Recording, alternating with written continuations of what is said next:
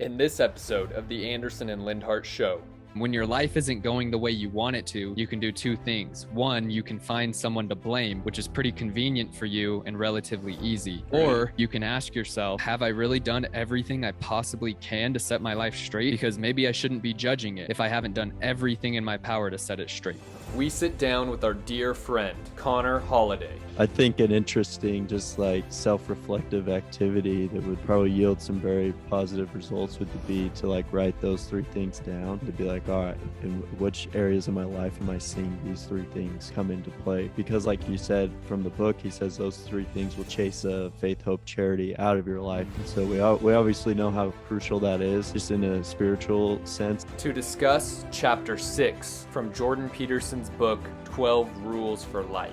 I think taking responsibility is us taking our car out of park, putting it in drive. It does take your own initiative to open your eyes and realize that there's things in my life that have to change. And once you're kind of in drive, you gotta figure out what direction you're gonna go. This episode is pure gold, and you are not going to want to miss it. I feel like you kind of know when you're being prideful versus when you're proud of yourself. And Yeah, I've started to formulate that we need to be recognizing the good things that we're doing. Pull out a pen and paper, sit down, and enjoy the ride. I caught the thought, and I was like, I have to make this right. I'm gonna look like a fool. Yeah. Tony, it's been 2 years. Oh my goodness. Sorry, Carter. I mean, Lenny. Gosh, that's not my name. Thank you so much for listening, and God bless. All right, welcome back, Anderson Lindhardt Nation. We got a special Sabbath Day episode, and it's so special because we got our boy Connor on. How are you doing? Good. How are you guys doing? You spell it fantastic. Connor, E-R or O-R? Yeah, ER. Yeah. ER. But if you spell O-R, not gonna hurt my feelings. Just a little You bit. know, there's Connors out there who get super butthurt every time. Every Yeah. time. And Yeah. that's A how lot of I my am. good friends, even that I know from high school that I talk to every once in a while, they still are finding out it's ER. So Yeah, that's how I am with my name being spelled so odd. People right.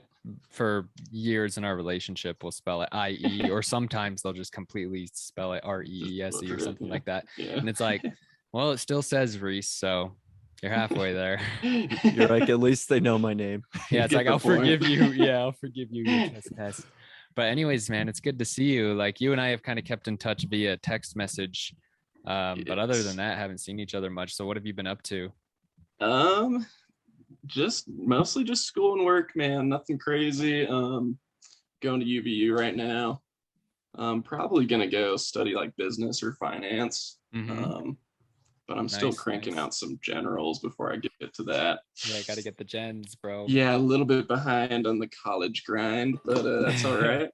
Where are you at academically? I'm still a freshman. So I don't even know. I mean, I've got 20.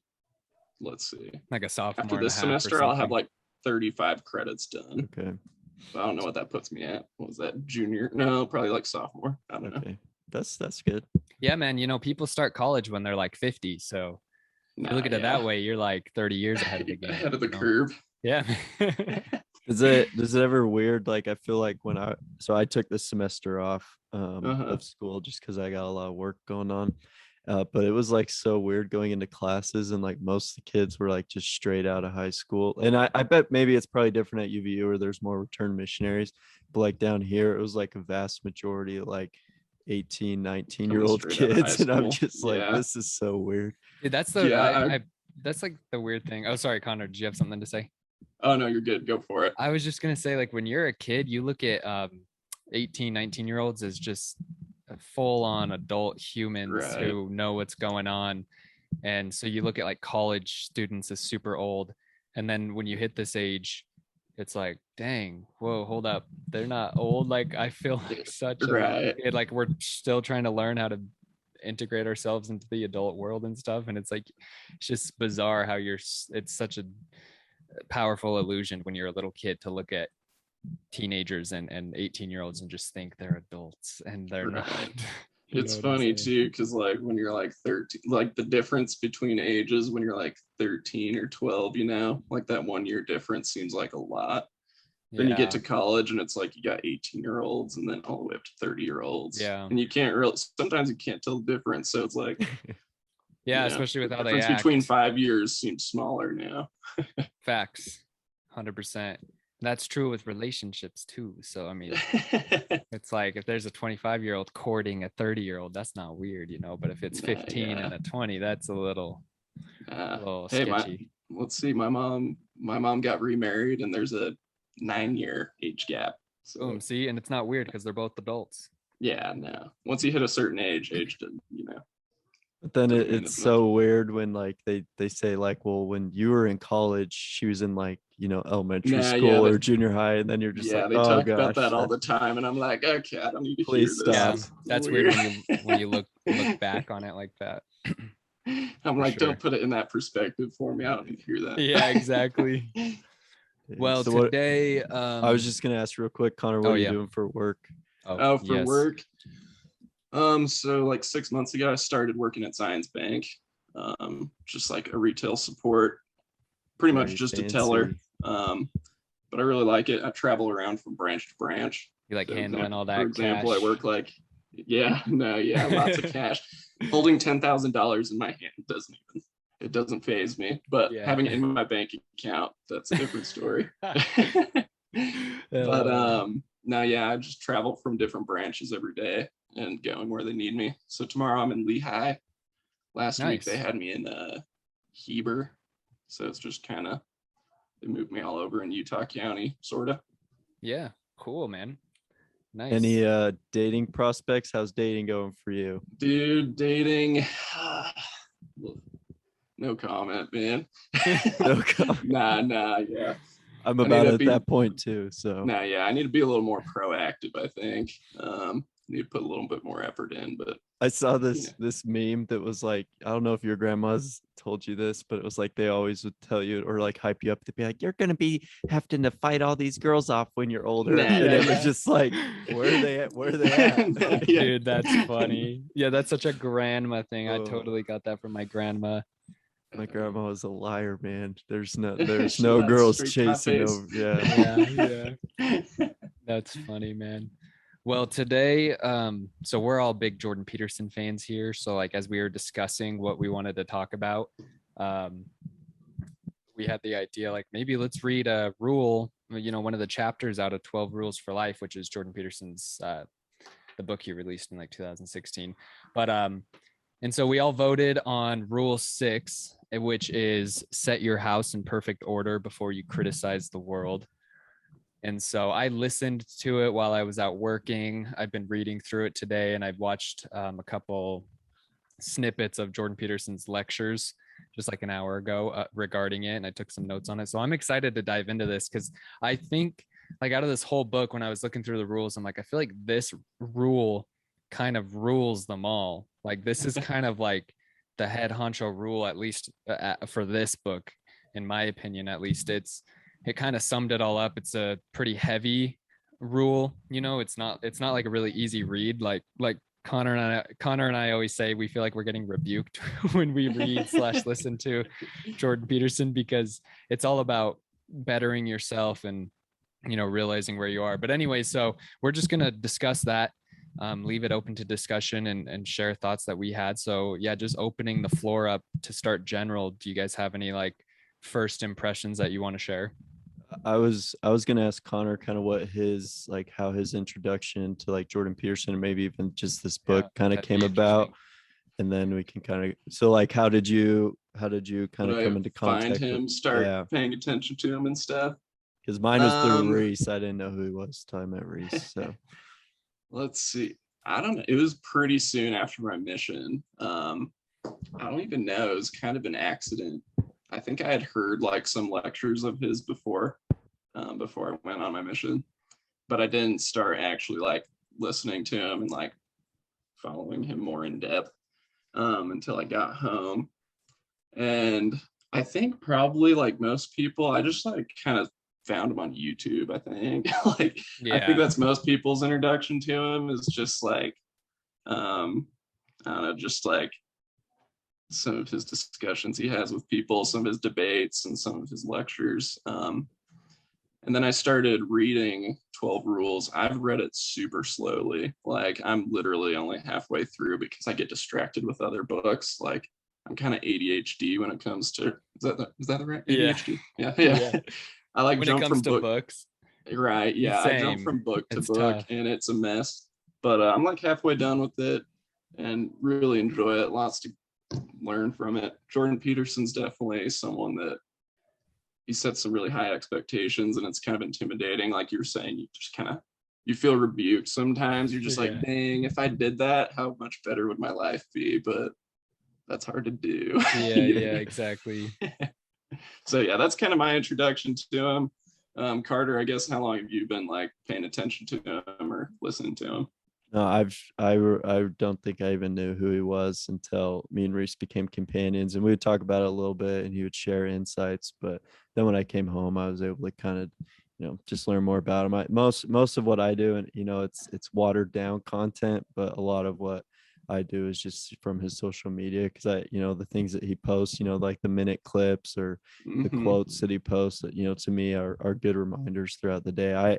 I'm not the best reader. Like right now, I just try and focus on my gospel study. I'm trying to branch out to do more wellness and self-help stuff. And so it is a little bit harder for me to push myself to do that. So most of my interaction is just through social media. And so that's probably not the best way to do it. But for me, that's kind of what I've found helpful so far. And especially because like Reese and you were saying, he's a really complex read. Like it's not a sit down, and can have a million other things going on. You kind of have to be studying it. And so for me, like you, I'm not the best reader in the world, and so it is a little bit more difficult for me to get into it. But Reese will send me, a video. Like it seems like once a week of something that he says that's just like the world needs to like hear this. And so like I don't know, like I think on one of his books it says he's one of the best like modern thinkers or philosophers or something like that, and I would just 100% back that up. Like just his view on the world is something that the world needs to hear. So I'm excited to talk about this because it's like the world needs to hear it. So if we can help that anyway, then let's do it. Yeah, definitely. And I think you mentioned his little short social media posts, whether that be a reel or like a clip or a quote. And what's great about those is like, at least for me, I'll read one of the quotes that I see in the morning, and then I will just think about it for like the rest of the day and ponder on it and try to understand what it means on a deeper level. And so that's like, you mentioned that might be a watered down way, but it doesn't have to be, because, and I'm sure you do the same thing, Carter. You're a deep thinker and you're somebody who ponders on ideas and prays about them and things like that. And so that's what's awesome about just following somebody like Jordan Peterson on social media, because, he has a whole team posting content on there every day where it's just these little snippets that can kind of give you that little bit of fuel just to get through the next hour or through the next shift or whatever, And so even those can be really powerful. But I guess to open kind of what this chapter is about is, it starts out, Jordan Peterson just jumps into kind of going into the mind of mass murderers. So he talks about the Columbine shooters. He talks about a guy named Carl Panzram who was put into a mental institution to rehabilitate him, and people ended up just raping him and torturing him in there. And so when he came out of it on the other end, he stewed on that anger and that resentment so long, and he just thought about it so much that he came to the conclusion that he had to blame somebody. And he didn't blame the people who did it to him, but he blamed being itself. He blamed God. He blamed the structure of reality itself. And so to take revenge on that, he went for innocent people, raped innocent people, killed innocent people. He was a serial killer. And he said one of his last dying words, where he was going to be hung by a noose, and he said to the hangsman, can't you hurry up with that stupid noose? I could have killed 10 men in the time it's taken you to hang me. And so Jordan Peterson, the reason he brings this up is because he says, being itself, the structure of reality, it's justified to criticize it, because he said, I wrote it in these notes. where is it? He says there are plenty of things to criticize about being. It's tragic and it's tainted by malevolence. But the thing is when you adopt that anti-being attitude, you start going places that you really don't want to go. It's the place that the Columbine shooters went. And so these people, if you start holding on to that bitterness and resentment towards being, or, you know, in our minds, we would say towards God, and you just putting all the blame on God for your problems, people who stew on that for 4, 5, 6 years, and that's all they ever think about, and they don't do anything to better their lives, they go places like those shooters. So do you guys have any thoughts? Like, that's a really dark part of it's about half the chapter is just like dissecting these horrible people. So I don't know if you guys have anything to share right up front. Yeah. Yeah, definitely. Like you said, he takes it to the most extreme in this chapter. He's like, he really does just explore like the most evil mindsets that I think you can encounter. And something that really stood out to me when I was reading about, you know, like the Columbine shooter and what was the guy's name? Panzance or something like that? Yeah, Carl Panzram. Something like that. Yeah. Yeah, it's weird. Yeah. Some European. It was really interesting to me that their approach was, and Jordan Peterson points this out, he said it was very logical, right? The approach they made, right? Right, because if someone does something wrong to me, it only makes sense that I should be able to take that out on either them or somebody else, right? Yeah, right. It's only logical that, you know, what is it like? Just what's given to me, I should be able to give to somebody else. Yeah, right? yeah. So you kind of have to defy that logic, right? That thing that makes sense. There is something it's that like inside justice. It's like justice demands, you know, the exact same thing to happen to that person. Right. So it's like when you're looking at it from a justice standpoint, it makes sense, kind of deal. Yeah. Right. There needs to be a balance there, right? There needs to be, in certain situations, right, that if everything is, I don't know, if you're in a good place, you know, and if the situation is justified, like probably whoever wronged you should face punishment. But if that doesn't come about, there is a part of you that needs to fight out of that, right? A part of you that needs to overcome that and grow from that. Instead of pointing fingers and placing blame on everybody else, there's a part of you that needs to come out of that hole and just overcome those trials. And he talks about a situation in here that I want to bring up later of people that did do that and created a lot of good in the world. Yeah, exactly. Like he, to that point, he said, to kind of set this up, Connor, for those stories. This, I was listening to a clip from an interview he did with Dave Rubin on the Rubin Report. That's just a YouTube show. Dave Rubin's a pretty good guy. But anyways, he was just going through each rule. So when he talked about Rule 6, Jordan Peterson, I was kind of paraphrasing as I was listening to it. I was typing, but he said, when your life isn't going the way you want it to, you can do two things. One, you can find someone to blame, which is pretty convenient for you and relatively easy. So that's what most people do. It's really easy to start blaming. And what ends up happening is at first they'll blame either themselves or the people around them. You know, it's my boss's fault or my coworker, or it's the guy who cut me off in traffic, or it is the traffic. It's the traffic's fault that I was late and blah, blah, blah. They start blaming. And once they run out of people and things to blame around them, that's when they're going to start venturing off into the blaming of God and being itself. Like, oh, it's being itself that's structured in a way that's hell bent on my destruction. And they start thinking in that way. And that's an extreme victim mentality. So he said, you can do that, which is actually pretty easy because you don't have to do anything. You just say it was his fault. Right. Or number two, you can ask yourself, well, have I really done everything I possibly can to set my life straight? Because maybe I shouldn't be judging it or being itself or God if I haven't done everything in my power to set it straight. And so then he opens up with that extreme of people who had just sulked in this resentment for so long, and he shows where that leads to. And then he talks about people who had horrible lives but then chose the other path. And so he shared some beautiful stories in this chapter about those. Mm-hmm. So my favorite, or were you going to say something, Carter? No, I was just my favorite story that he kind of talked about. This woman, right? Her grandfather who raised her just kind of didn't treat her right. She had a terrible upbringing. Let's see. It just kind of talks about a lot of the trials in her life. I'm not going to read the whole thing, but it says she had a better relationship with her father, but he was an addict who died badly while she cared for him. So her father died as well. My client had a son. She perpetuated none of this with him. None of those bad habits that she was faced as a youth. Instead of perpetuating them and sharing them with him, she tried to put that aside, put that out of her life, and move forward, right? Try to take action, right?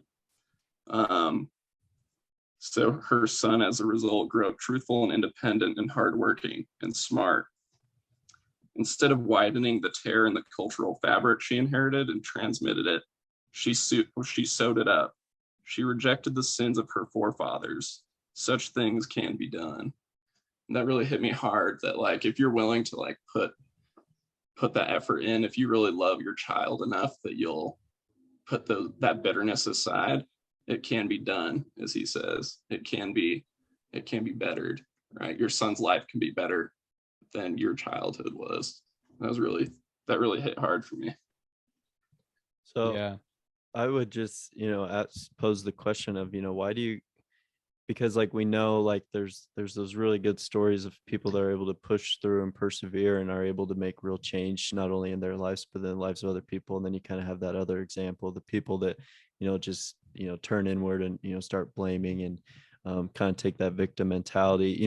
If we as humans, we know that, that turning inwards and blaming and being negative, if it if it's not good, why outside of like maybe because it's easier, why do you guys think so many people turn to that direction? Because like I feel like vast majority, probably like upwards of 75%, 80-90% of the world is probably just like, I'm just gonna blame. Like why, like if we know that this is available to us, why do so many people hang out on this side?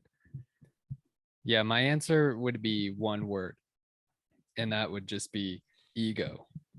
And the ego is a subtopic that is as deep as any. I mean, you could venture off on the ego podcast for hours on end, but basically the ego is, one, it's an illusion, but two, you could also, using a more religious language, you could say it's the carnal man. And that's strong. And most people are living inside of their ego. They're going throughout this life as an ego.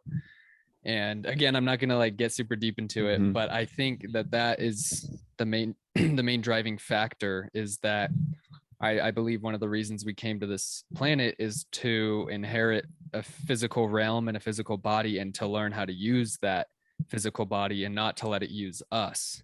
And so these people are letting their physical use them. They're letting their mind use them. The mind is an excellent tool if you're the one using it. It can solve problems better than any computer in the whole world. The mind is the best.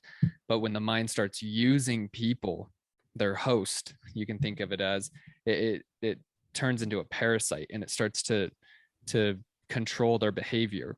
And the ego is always going to do the lower vibration thing. The ego is always going to go towards blame. The ego is always going to go towards laziness and entitlement. That's the way of the ego.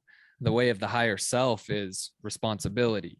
I have the power to change this. I'm not a victim to my circumstances. That's the higher self. But the hard truth is the majority of the people on this planet are living in their ego 100%. Yeah. And I think along with ego, I think pride is also a big part of it. It takes a humble person to kind of be like, look, the way I am naturally, these natural tendencies I have, it's not right. It takes some level of humility to be like, okay, the way I am now is wrong, right? There's a better version of me if I push in this direction, right? And I can't remember what I was going to say on top of that, but yeah, I think ego and pride are two big that's like factors there. perfect, because that's basically now that I'm reading these notes, what Jordan Peterson would probably say to that question is arrogance, deceit, and resentment. He says if there's a holy trinity, you know, of faith, hope, and charity, there's the opposite, and it's arrogance, deceit, and resentment. And those three things, Jordan Peterson used the words, chase those out of your life. And he said it with authority. He's like, get away from those things, because those things is what leads to that dark, dark place where you become the judge in your mind, and you become so arrogant that you think you're worthy enough to judge being itself.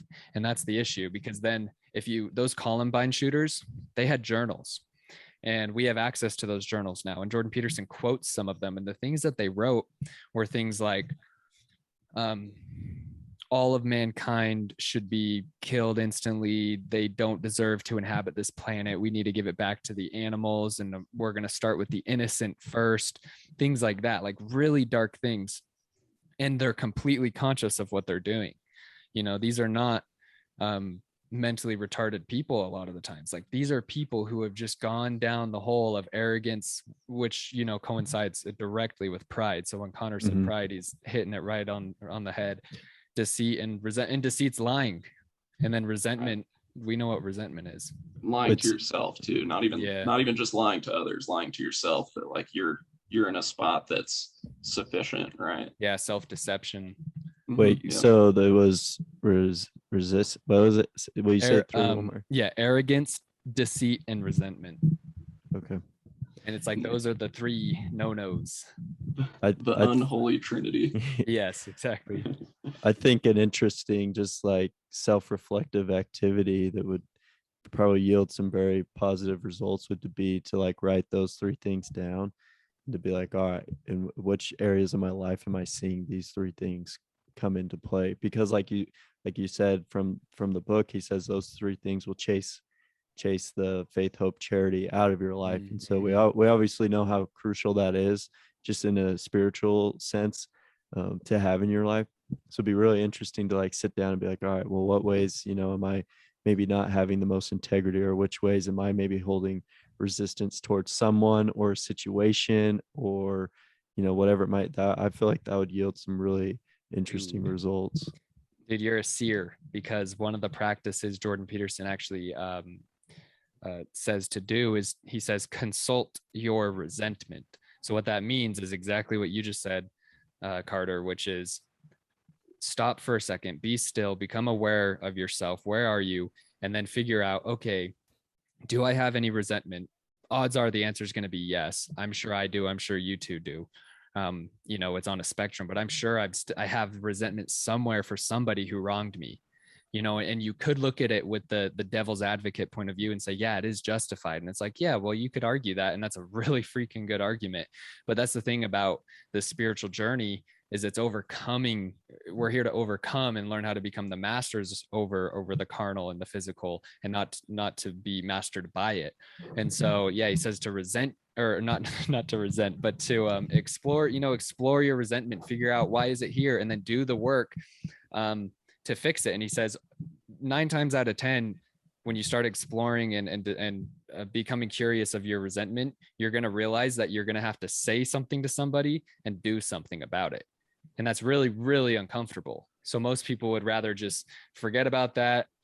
I'm not going to do that, because it's hard to forgive people that have truthfully wronged you.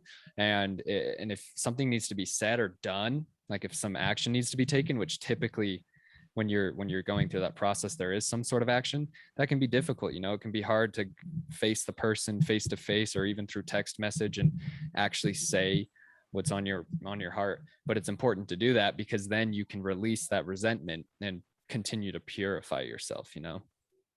Mm-hmm.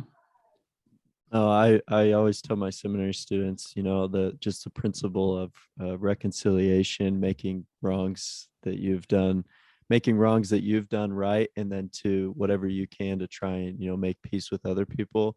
I feel like that's where you really start to see, just in a spiritual sense, that's when you start to see like the gospel change your life, because you're like, all of a sudden a relationship is starting to heal, or all of a sudden you're starting to heal, or all of a sudden you don't have that, you know, extra weight being Yeah. carried with you anymore. And so it's pretty cool to be like, all right, if you want a direct application, and this, you know, it can be gospel, it can be life principle. If you want to figure out a way to ease the stress of your life, if you want to figure out a way to, you know, have more peace, to be able to look at the world with a better perspective, go through your life and figure out, all right, who can I make restitution with? Who can I, you know, let go of some resistance towards, or how can I figure out a way to do that? And that, like, it's cool. Like I remember one of my companions just did an emphasis on this. Like, he was always looking for ways to make restitution with people, even when it was really difficult. And to me, it was just like a testament to like how important and how real it makes the gospel. So I just think that's, I love that this discussion on that. Yeah, definitely. And real fast, a question Yeah, that go for it. I often hear around like the self-development community is, how do I know if I've fully forgiven somebody? And the answer is pretty simple. It's just, you'll know if you've fully forgiven somebody if you bump into them on the street, or Yeah. if somebody brings up their name in a conversation, or if you see them on social media and you have zero emotional reaction. And that's how you know. If you're holding on to any resentment at all, or any grudge or jealousy or envy or anything like that, you're going to feel some negative tension when you bump into them, or when you hear their name, you might wince a little bit. And that's how you know you haven't fully done your job. And when I heard that, I actually just read that in a book called The Four Agreements. When I heard that, I instantly thought of 3 people that have wronged me in the past. And the first 2, I thought of them, no emotional reaction. Like, I've worked really long and hard to fully forgive those 2 humans. And I was like, okay, cool. Yeah, I'm good with them. And then the third one I thought of, I had an emotional reaction. And I'm like, dang, see, like, even when you think you've forgiven everybody and moving on, it's like you need to do these exercises where you just start to think of people that have wronged you. And when you have that negative reaction, then that means work needs to be done. And this is spiritual work we're talking about. You know, this isn't like you need to go read a book and journal and go on a run. It's like, no, you need to do some spiritual digging, some meditation and prayer, and reconciling to make these things right. And, you know, that's a different process for everybody and for every situation. You're not going to go talk to your rapist or anything like that, you know, but you can make these spiritual restitutions between you and God and make things right even through that. So definitely a practice that anyone who's listening should try out. No, yeah, definitely. I totally agree, first of all. But something that kind of came to mind, like, it's really easy to like think of people that have wronged you, right? So as you're digging through trying to like find restitution that can be made in your life, Yeah. Obviously those things that come to your mind are going to be the first, you know, the people that made you feel bad, they wronged you, they offended you, right? And once you kind of start getting into that, and I've experienced this, and I'm not good at it by any means, but I've noticed that as I go down that route, I start to think of things that I have done to others, right? Yeah. Right. So there's this first layer of, okay, forgiving people that have wronged you. And then once you kind of start getting through that layer, you start to think, okay, now how have I wronged others? Yeah. So when I got home, I remember going to YSA for like, you know, pretty much my first time ever in YSA, right? Just my home YSA. Good luck. And I was like, oh, no, but it was a lot of people from high school. And I was like, I think I was just in such a place where I was starting to realize, like, oh crap, I'm not like ready to be back here. There's a lot of things I got to figure out, right? Yeah. But I felt so humbled, I guess, for like the first few weeks I was home, that I was like, dang, when I saw those people in YSA, I didn't even really think about the people that had wronged me. I saw some people that I had wronged, and I was like, oh crap. I was like, just like shame and guilt, you know what I'm saying? You're like, oh, I forgot about that one, bro. Yeah, you're like, even now, I still sometimes see people, I'm like, dang, I remember something I said to you in high school that was really screwed up. Or, you know, so, and maybe they've forgotten, right? Who knows? I don't know. But a lot of the times in my experience, they probably have, unless it was like really egregious, but a lot like those little things, a lot of the times they have forgotten, but for you, you know that it was wrong.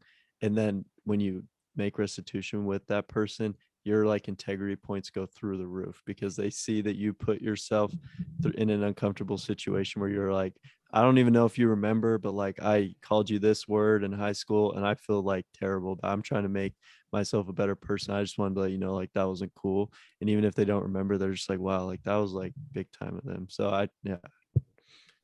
Definitely. And it makes you feel good too when you start to fix things that you made wrong. And so yeah, I love how you brought that up, Connor, because it's like you need both sides. Everything's yin and yang, it has its opposites, and you need to be taking care of both sides to remain in balance. And that also brings in just like floods of humility. And so Jordan Peterson, to kind of bridge the chapter into the kind of the next section of the chapter, he talks a little bit about Alexander Solzhenitsyn. Solzhenitsyn. He was he actually started out as a soldier for Russia. This was during World War II, and he was on the front lines right by Germany to protect the border from Hitler coming in. And Stalin and Hitler had this made this deal where Hitler was like, dude, we're not going to come invade y'all. Like, we're chill, whatever. And, Hitler, being the guy he is, went back on his word, invaded this border where Solzhenitsyn was. And anyways, amongst all of this, Solzhenitsyn had written some letters to a buddy of his that were making fun of the government, his government. And he thought that the dudes calling the shots with the military, because I forgot to mention, the USSR took the troops away from the border. And he was just saying stuff to his buddy through letter, like, they're so stupid, they don't know what they're doing, blah, blah, blah. And the letter got intercepted, and it was taken as, him like an offense against the government. And so they imprisoned him into the gulags, which was just a chain of work camps throughout Russia, kind of the same thing that was going on in Germany and Poland and those countries.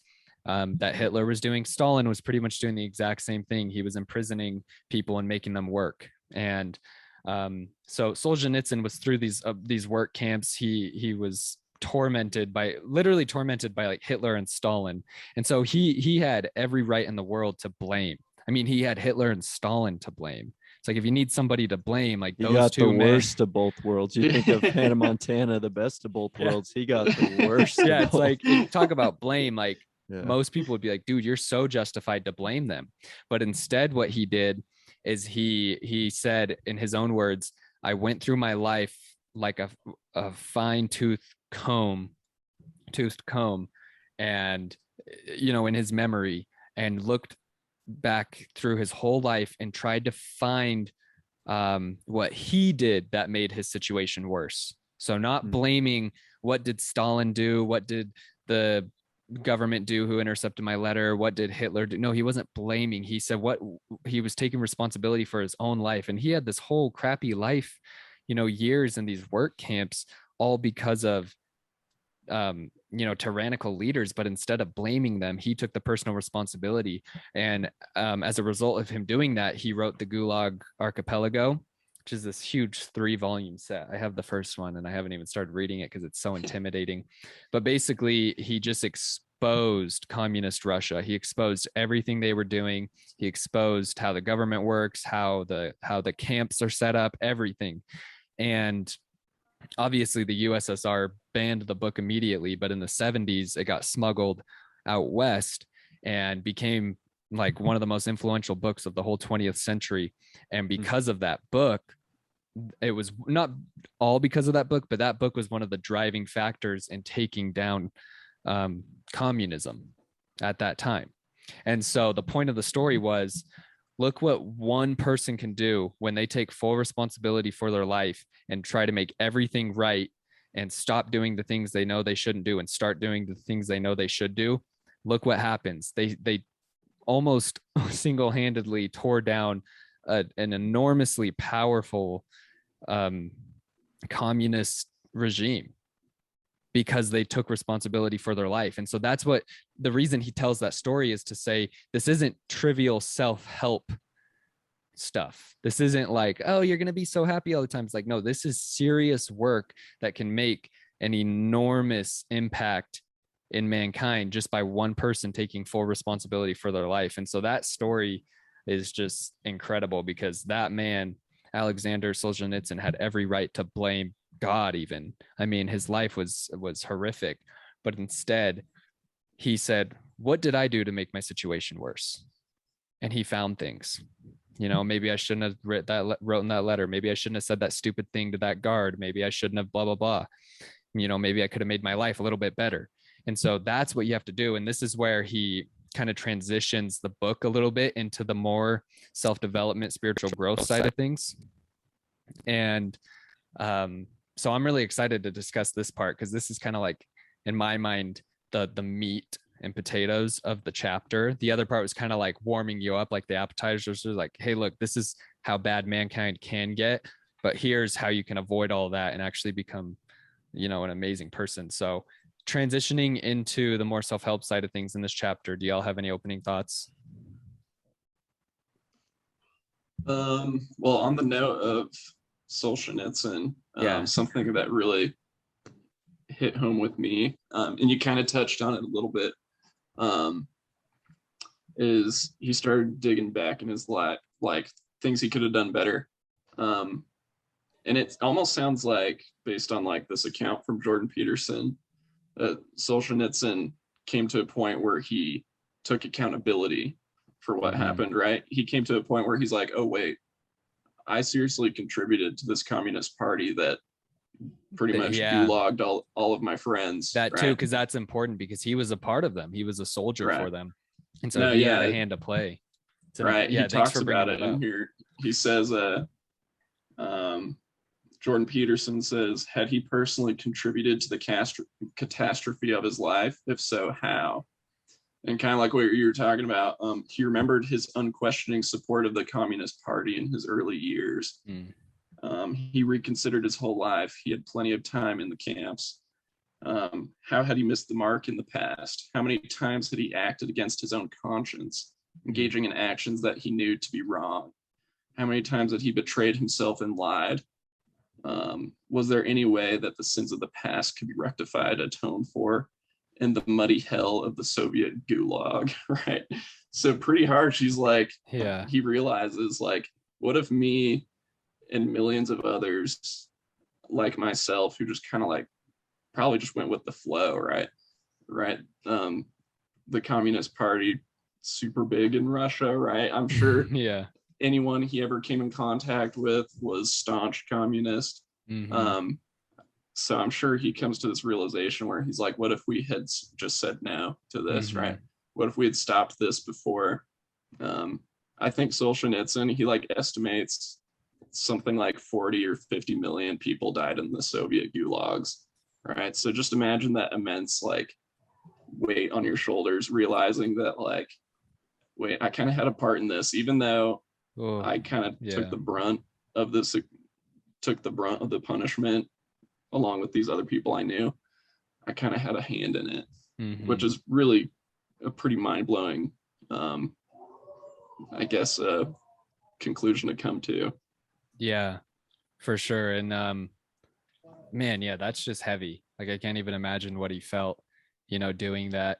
And I think it's interesting that in history, I don't recall high school history that much, because I had paid attention probably 20% of the time. And I only paid attention when they were talking about like the Greek gods and stuff. I was like, all right, this is cool. Yeah, this is kind of cool. It's like Hercules type stuff. But anyways, I don't really recall talking a lot about communist Russia. And I don't think that's just my subjective experience. I think that's most kids' experience. That maybe we mentioned, you know, Stalin was mentioned and the USSR is mentioned, and you do talk about, it was communist, but they don't really talk about the camps like they do about Hitler's camps, you know, and it's important to know both. And one reason I was just playing around with some thoughts, and I'm like, you know, it could be, if I was looking at it theologically, I could say maybe that's the adversary trying to kind of hide that story away from the public eye, because it has Alexander Solzhenitsyn as one of the main characters, you know, air quotes, you could say he's like one of the main characters of the historical story. And he's one of like the pinnacle teachers of like, he's an archetype for letting all of what's bad about you die off, and then being, you know, resurrecting yourself to a new man and kind of being born again. Like he's the archetype of that. And no one talks about that. Yeah. You know, I never heard about that until Jordan Peterson on a YouTube video. It's like, it took a YouTube video for me to find that out, you know, and it's like, that's valuable information to see what happens when you take responsibility for your life, stop lying, stop being deceitful, stop being arrogant, stop being resentful. And it's like, why are we not talking about this? You know? And so I just love how this book says it clear as day. You know, it's just pointing everything out. So unless you guys have anything else to say, I was going to read a quote from the book to kind of bridge the conversation a little bit. Sweet. Cool. So this is on page 154. So he says, I'll just read the paragraphs, just one. So the book says, the desire for vengeance, however justified, also bars the way to other productive thoughts. The American/English poet T.S. Eliot explained why in his play, The Cocktail Party. So that's the name of the play. One of his characters is not having a good time of it. She speaks of her profound unhappiness to a psychiatrist. She says she hopes that all her suffering is her own fault. The psychiatrist is taken aback. He asks why. She has thought long and hard about this, she says, and has come to the following conclusion: if it's her fault, she might be able to do something about it. If it's God's fault, however, if reality itself is flawed, hell-bent on ensuring her misery, then she is doomed. She couldn't change the structure of reality itself, but maybe she could change her own life. And so that's where this level of awareness comes in. So if you ever start reading like spiritual development books or personal development books, you're going to see the word awareness, because you need to become aware of what you're doing wrong. And what actions have you been taking that has been contributing to the unnecessary suffering in your life. And so I just love this little story in this play, because this is how I feel. I'm just like, don't you want everything to be your fault? Because that means two things. One, it means all the good in your life is because of you. All the great friends, the mission you went on, the job you have, the money you're getting, all of that's because of you. All that amazing stuff you've done. If you take responsibility for all the bad stuff you've done, well, that means you get all the good stuff too.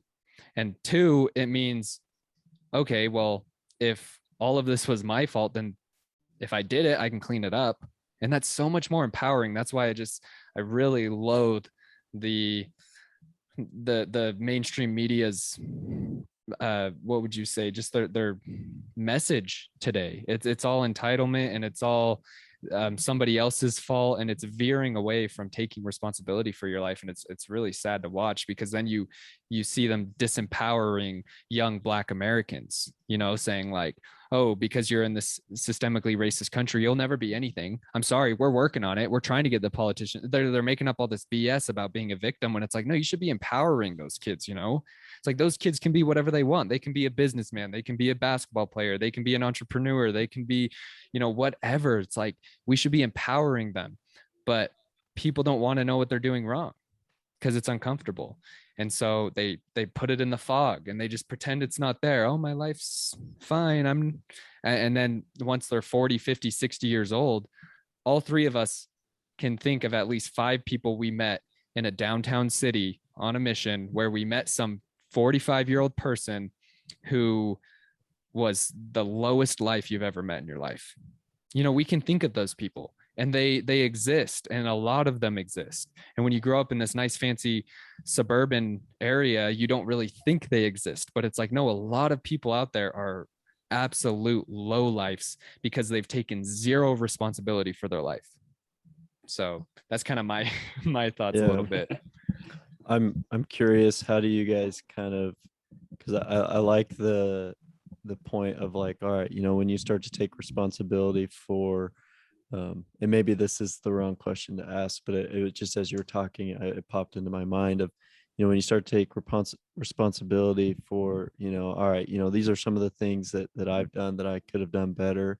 that's why I'm in this situation. But then also being like, all right, I really have worked hard, to, whether it's to get in shape or to work for my education or to, build up wealth, whatever it might be. How do you kind of try and balance that with also giving the praise to God and then also trusting in him? Because like there's like those extreme situations, where it's like murder or rape, where it's like, all right, there's really nothing you could have done. Or even if, I mean, maybe there is, but that might not be the most productive situation because it's just an extreme thing that happens.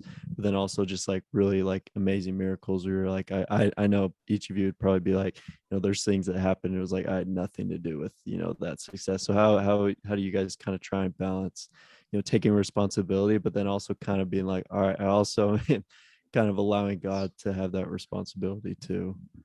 Yeah, that's a good point. Something that kind of comes to my mind as you were kind of throwing that question out there is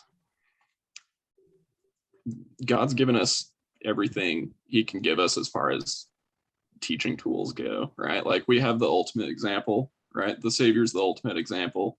And kind of as we've been talking about this, I've been thinking like, it sounds like this whole discussion is we're trying to get from point A to point B, which is in the positive direction, right? You're trying to get your life into the right stream, right? Yeah. So that direction, right? That direction that we're trying to go, Christ exemplifies that direction that we're trying to get to. So I think hopefully this is answering your question, but I think taking responsibility is us kind of taking our car out of park, putting it in drive, right? It does take your own initiative to open your eyes and realize there's things in my life that have to change. And once you're kind of in drive, you got to figure out what direction you're going to go, right? So once you've decided inside that you're like, okay, I need to make changes, now you got to figure out a direction, right? I think that's where Christ comes in and God comes in, is they've given us like, we have the Spirit, we have the Savior, we have the scriptures, right? We have all these tools that once we're in drive, once we decide, once we've taken that responsibility, then that's where God comes into play. That's where he begins to work, is once you're in drive, he gives you that direction. And that's where the roadmap kind of comes in. Hopefully that kind of answers your question, but that's kind of what came to my mind. Yeah, I love that metaphor. Like that's like the perfect metaphor. Man, I love that a lot. And I think my answer would be similar. And because I was kind of formulating some thoughts like, well, the way I balance that is because I believe God created me. So he's kind of, I can't do anything that I'm doing without him creating me. Therefore, every single thing I do, he's backing me on it. And then also one thing I do that came to mind is I have started doing this journaling practice again, where at night I just pose the question, where did I see God's hand in my life today? And it only took my brain like 3 days to get back into the habit of just constantly being on the lookout for God's hand. And for example, this was my first week doing DoorDash like full time, because my car's running now, like no hiccups or anything. Yeah. and I officially made more money than my last job, so that's good. Anyways, grind season. What's that? I said grind season. Yeah, man. It's been grinding out there. But anyways, the other day I was doing some deliveries and sometimes so I'll start, what I do is I go from 10 to 2 and then I take a break and then I go from 5 to 9. So, the busiest times, and I can get a bunch of hours in and make some good money. And sometimes at 10 o'clock orders just start pouring in, but sometimes at 10 o'clock it's like dead. And so this morning was just dead. And so from 10 to 11:30, I had made $13, which usually in an hour and a half, I'm somewhere around 30 to 50, like in that range. So I was like, dang, like I really need some more money. Like, please help me. And so I was like, okay, I'm just going to keep trusting the process. An order came in that was worth my time. So I took it. It was an order for $13. So it comes in, it says, hey, if you take this order, you make $13. And it was like 5 miles. So it was kind of a lot of driving, but I was like, I'll take it because I just haven't seen anything today. And so I took the order and took it to the place. It went to a dentistry, and I gave them the food or whatever. And I got in my car and I hit confirm. Like on my end, I'll hit like confirm. I dropped the order off, and then it said it'll tell me how much money I made. And usually I already know. So I was expecting a 13 to come up.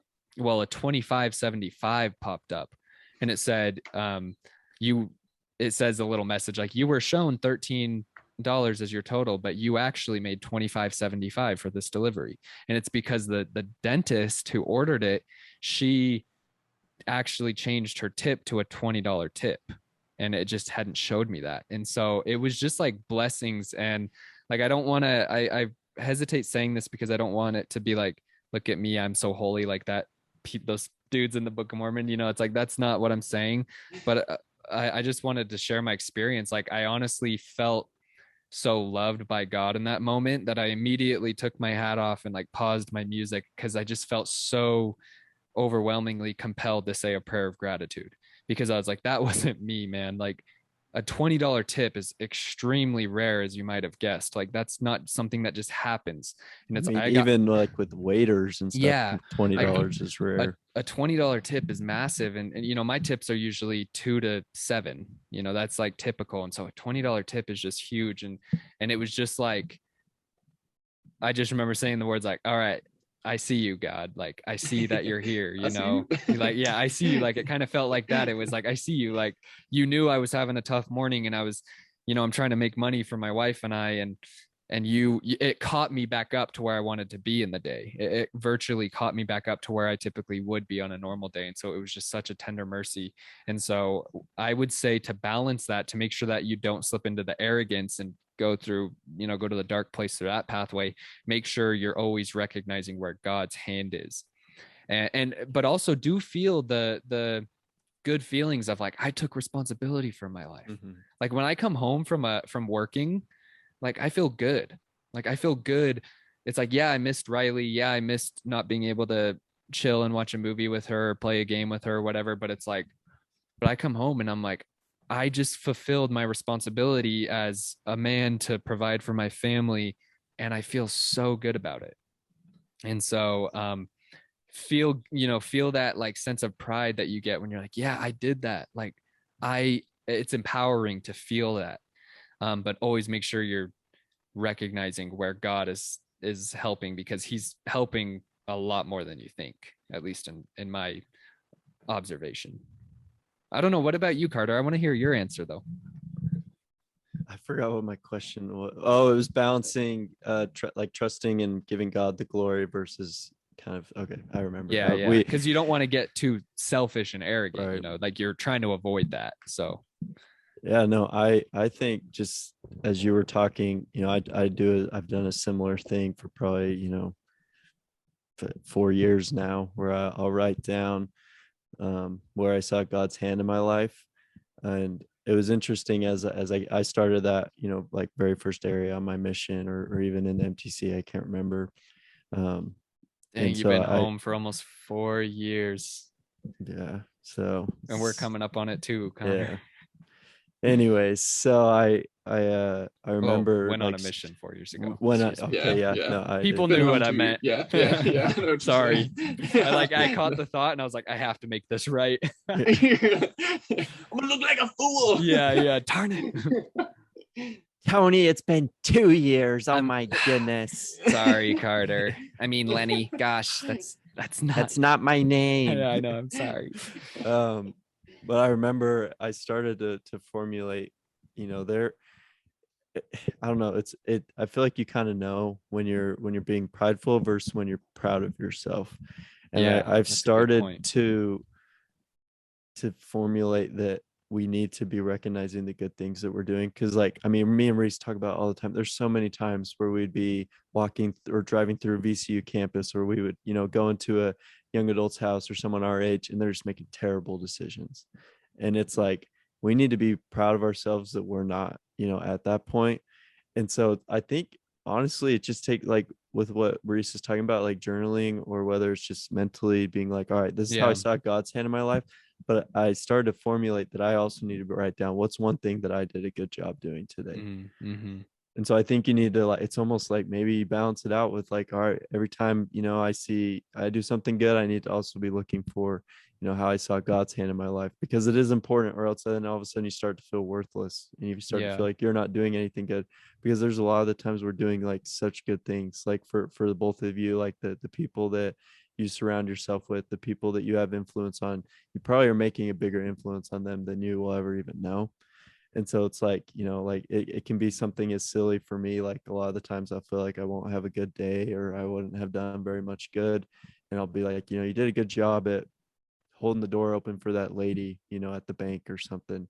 And it's like, even something like as silly as that, some people wouldn't even take that opportunity to do that. And so for me, that's kind of how I've tried to balance it out, is almost give them, maybe it's probably not equal time in your mind, but you're trying to balance it between those two, of being like, all right, I'm doing really good in this, but also I'm seeing, God's hand helping me do Yeah. that. So that's kind of how I've tried to balance that. But honestly, like, I don't think there's a way to do that perfectly, because I'm sure there's times I'm like, oh yeah, I did pretty good in my lesson today, and God's just like, that's not what that's Yeah, not what I'm yeah. trying to It's tell like, you dang to it, the do. spirit did good in your lesson, Carter. Yeah. Yeah. But then, there's also times where I'm probably being super tough on myself, that God's just like, come on, man, like, give yourself some credit. Like, you are a really good teacher. You are, really good at doing your scripture study. And so I think you just kind of, I don't know, you just go with what you feels right at that time Yeah. and make adjustments frequently.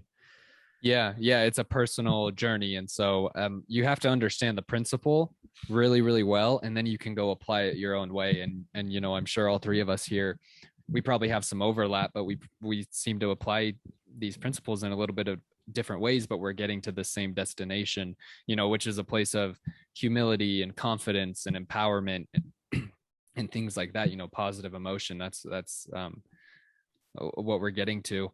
But I guess just to kind of have like a final summary of the chapter, some harsher words from Jordan Peterson come to mind that I think are worth sharing.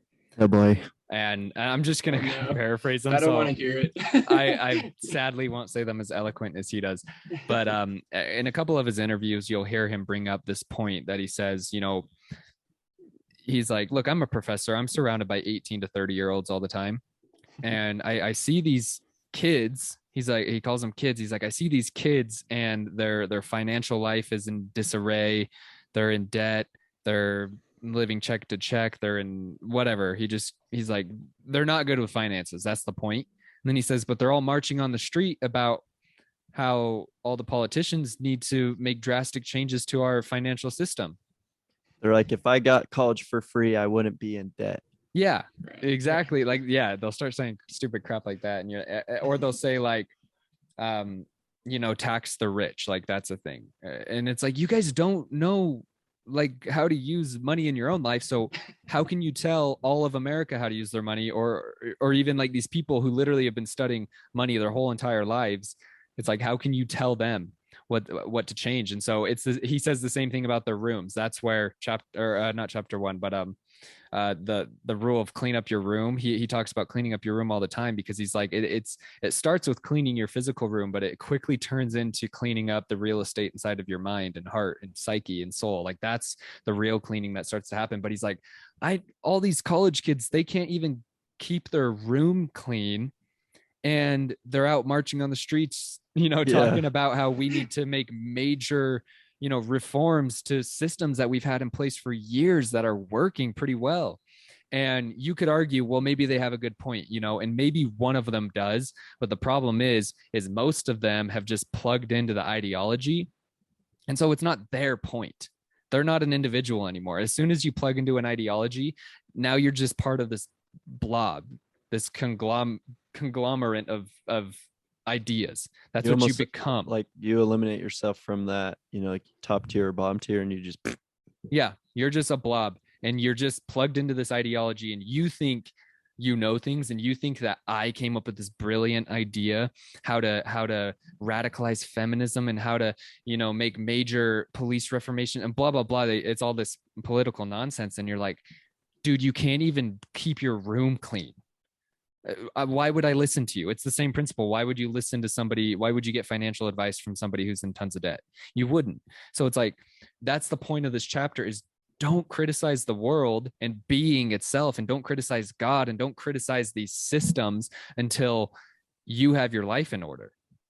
And guess what? That will never happen. That's what I was going to say. My guess. So you'd never have a reason to blame. Exactly. My guess is none of us are going to get our life in perfect order. You know, it's like the way the mythology goes. We know of one person who did that perfectly. You know, and it's Jesus. And it's like we're learning how to do that, and we're kind of, in my mind, the physical realm is almost like a test run. Like I think once we die, there's way more ahead of us. I think people think the kingdoms are closer than they are. I honestly, personally have studied it and pondered it and prayed about it. And I think people are thinking they'll die, they'll wait for the millennium, you know, to wrap up, and then they'll go to heaven. I'm like, I don't know, guys. Like we're here now. You think we can just go to a God just after that? It's like, I think there's a lot more progression in between that gap. And so it's like, we're learning here. This is a learning experience where you learn to progress and whatnot. And you learn how to, like Connor was talking about, you learn how to try to embody the ultimate example, which was Christ, you know, and we're trying to do what he did. It's like, hey, how did he get to that level where he was so loving? He had unconditional love. He was always service oriented. He was the blah, blah, blah, the greatest man to ever exist. Like that's who we're trying to become. And like, we're so lowly and like pathetic, and we can't even keep our rooms clean, and we're trying to become that.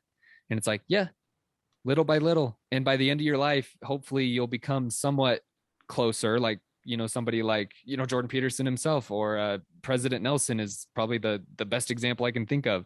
It's like, here you have a man who's almost 100, and his life is in probably the best order out of anybody else on the planet right now. But guess what? It's still not in perfect order, because he's still subject to ego and to mind and to the carnal nature of man.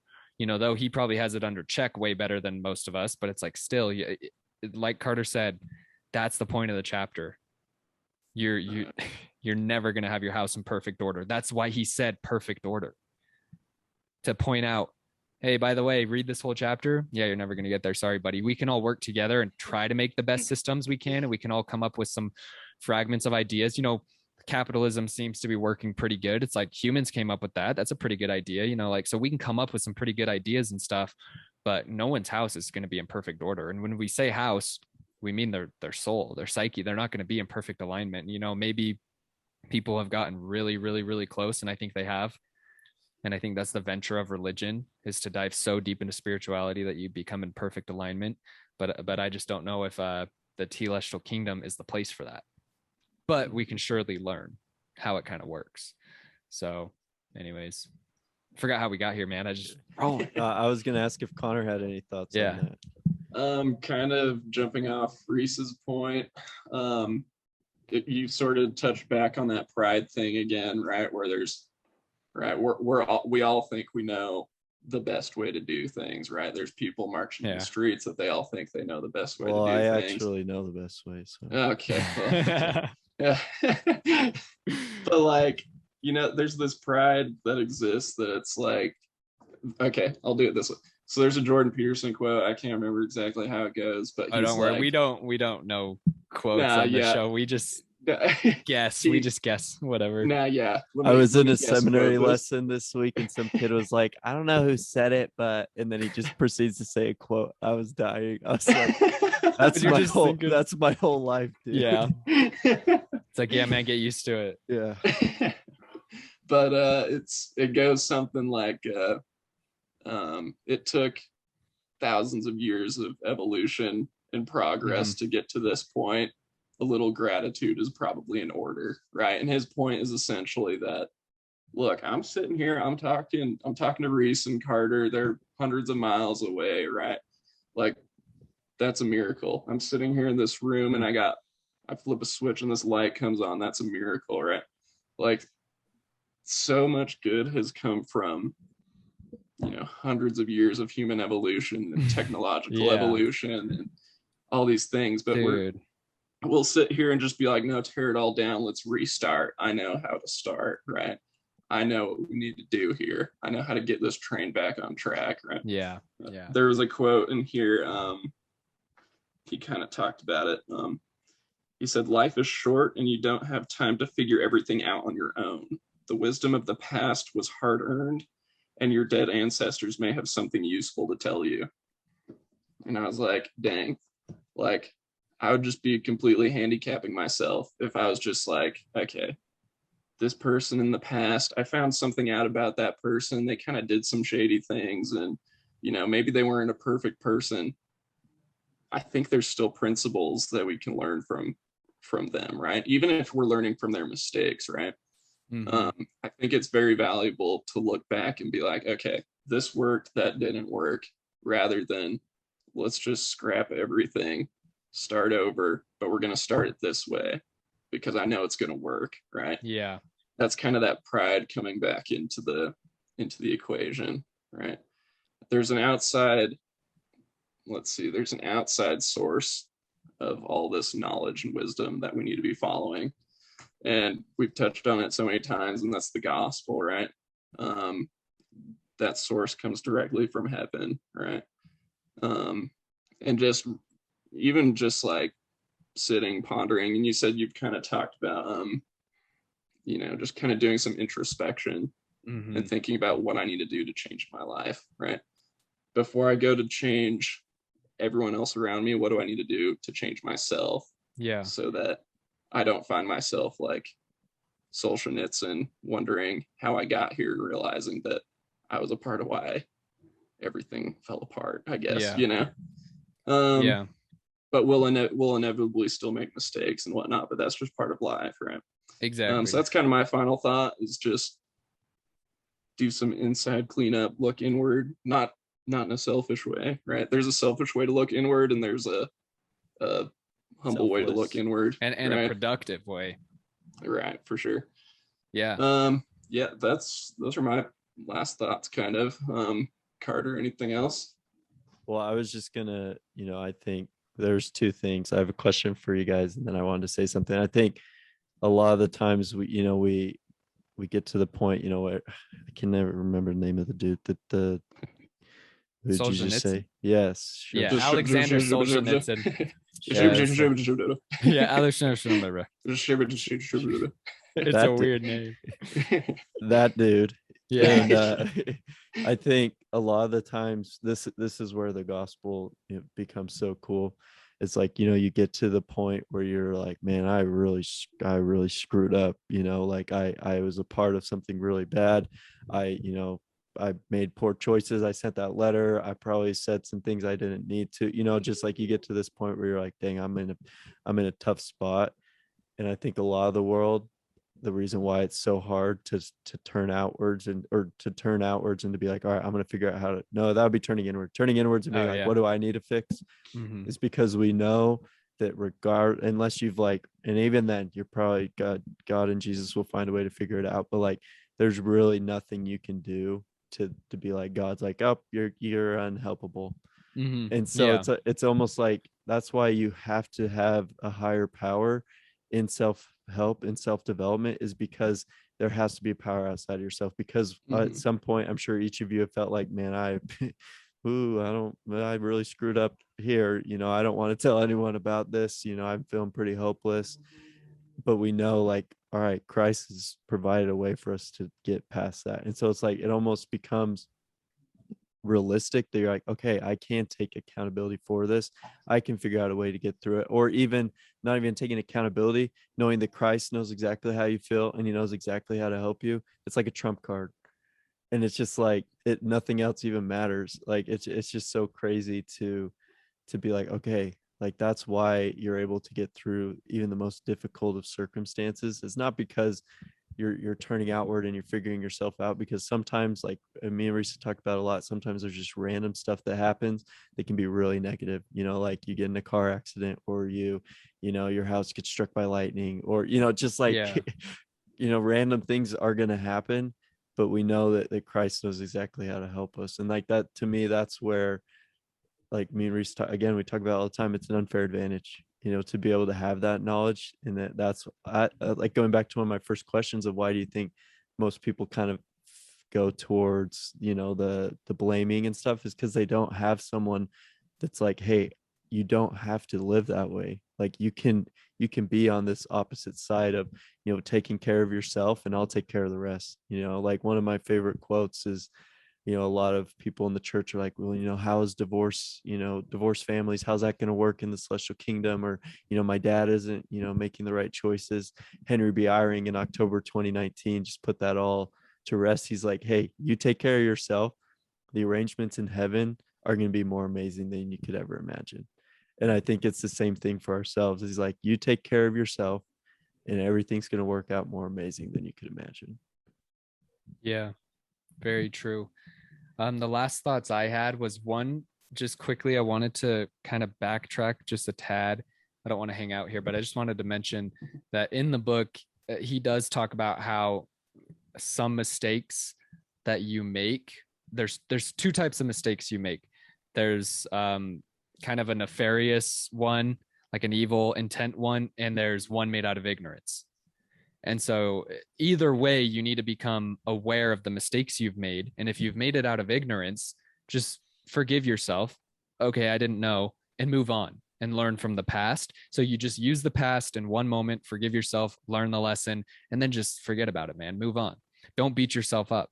And then for the other one, you know, the more where you did something you absolutely know you shouldn't have done. That's the other mistake. That one's a little bit worse because it makes you feel a little bit more crappy, because it's kind of like, you know, you're doing some self-reflection. You're like, I consciously did that. Like some mistakes, you're like, oh yeah, that was dumb. I mean, but I kind of didn't know. I was like stupid 15-year-old. But then, you know, then you get into adulthood and you start making these stupid mistakes, you know, you should just stop doing. And that's where true power comes in. When you're the one who puts a stop to it and starts doing new ones. So I just wanted to point that out, that there's distinctions, but either way, you're going to become aware of them. And just because you made a mistake out of ignorance doesn't mean it's a free pass. Still means you need to learn from it and move on.